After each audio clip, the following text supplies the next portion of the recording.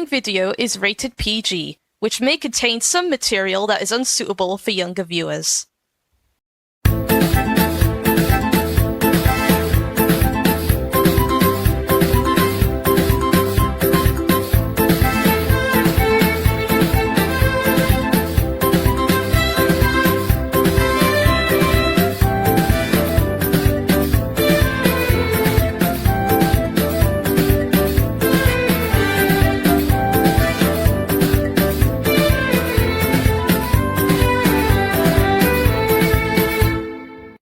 Hello and welcome back to the G4p TV news. I'm your news reporter, Mehdi Kamewi. So for those who haven't watched the Louder and Wilder episode of Minecast, it has just been confirmed that the entire Minecast studio was completely destroyed. And no, this is not a joke. This is 100% true. The Minecast studio was completely destroyed, and I do believe it was a troll protester who did it. Yup. She was actually the one who destroyed the Minecast studio all along. I think she did that in retaliation for Seth Rollins not releasing Norman Jones and his friends from Seth Rollins Evil Incorporated. Like, have you seriously lost your mind, you stupid protester? Just because you destroyed the entire Minecast studio doesn't mean you could protest us over Seth Rollins releasing Norman Jones and his friends from Seth Rollins Evil Incorporated. Look, I get that you are so furious at Seth Rollins for locking Norman Jones and his friends up in the cage from Seth Rollins Evil Incorporated, and so have we, but protesting over it is not going to help anything.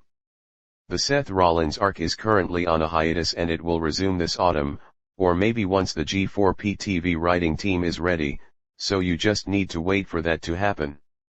And like we always say, patience is patience. If you can't wait that long, it's your loss. And you know what, you stupid protester? Destroying the entire Minecast studio completely was really all your fault. This was really all your fault for destroying the entire Minecast studio completely, and you have really made a big mistake. You just wait until Sonny comes to deal with you, just like the time when he got revenge on the other protester for poisoning Milton Castillo last August. He's got a bow and arrow, so beware. Anyway, there's been a large explosion at the Minecast studio, destroying everything inside. The entire Minecast studio has been completely destroyed, and the lobby was damaged. The Minecast podcast has been attacked. A female protester set off a TNT bomb to destroy the entire Minecast studio completely. And unfortunately, it's not too good because Zoe, Milton, and Alfonso were all admitted to the hospital with life-threatening conditions. An editor named Duncan Smith was later killed in the explosions. What happened in the latest episode of Minecast was completely unacceptable, and it should have been prevented in the first place.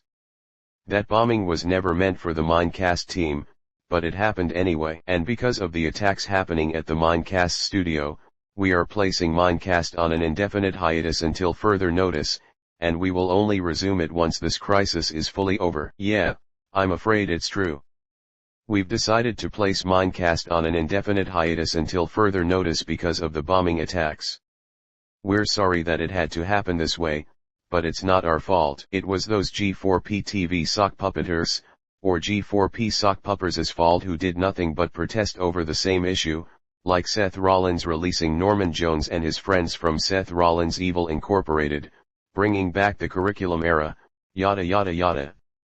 G4p TV sock puppeters, if you're watching this, please end this rhetoric, end this madness, drop it and leave Norman alone right now. Y'all have done enough. This sock puppeting crisis is getting way too old at this point, this needs to be stopped, and it's time for you to finally give up. And like Dave Madsen said, an attack on one, is considered an attack on all. And also, we have the right to ignore you sock puppeters, and we don't care what you say otherwise. Now we're not going to say this again. Stop this rhetoric, drop this madness, end this hostilities, and leave Norman Jones alone immediately. I have spoken, period. We know we said that the sock puppeters should still be ignored and never listened to, but what they did with the Minecast studio was just sick, cruel, twisted, and cold-blooded. And just in, it has been confirmed that the other Mindcast editor, Kristen LaBrant, announced her departure from the podcast because of the latest events. So with that, Mindcast is expected to name new editors to the podcast once it returns. But, one thing is clear. I need you guys to just ignore the G4p TV sock puppeters because we have every right to ignore them, no matter what they said otherwise. We've dealt enough with those so-called sock puppeters 2 years ago, and we're not going through this again. It's getting too old at this point, so I do believe we should just ignore the sock puppeters and move on with our peaceful, summer lives. And this is the part where we always say with 5 words: never listen to the trolls. Yeah, don't forget to remember that. Oh, and we just got a major update regarding Anas Kamewi's G4p TV styled punishment day. I know we've already talked about that in the last episode, but this time it's something new. So it has just been confirmed that the number of punishments for his G4p TV punishment day is 50.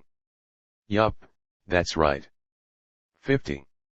Me, Gerald, Junko Enoshima, Keith McCarrenson, Fern, the G4p TV team and the Hungarian Galaxy team are going to give my stupid annoying ex-brother Anas Kamewi his 50 punishments for his G4p TV styled punishment day for what everything he's done, especially holding Adrian the Deutsch Sylt guy hostage, constantly attacking my mother multiple times, refusing to leave me alone, ruining my family's life, and more. But yeah, Anas Kamewi's G4p TV styled punishment day will be coming out to my channel very soon, so stay tuned for that. But nonetheless, that is all for today.